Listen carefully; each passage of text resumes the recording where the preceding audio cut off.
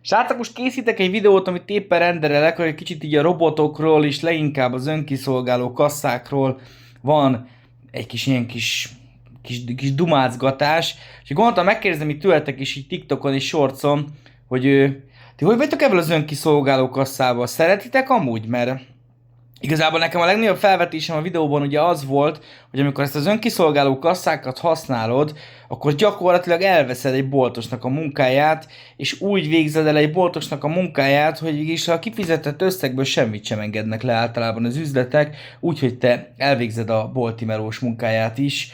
Úgyhogy nem tudom, ti hogy vagytok ebben, írjátok már meg kommentbe, főleg boltosokra meg főleg kíváncsi lennék, hogy a boltosok hogy állnak ezekhez az önkiszolgáló kasszás témához, hogy szeretitek, hogy van, mert nem kell mondjuk annyit így kiszolgálással melózni, vagy utáljátok, már fostok tőle nyilvánvalóan, hogy ő jövőben akár elveszi a munkátokat.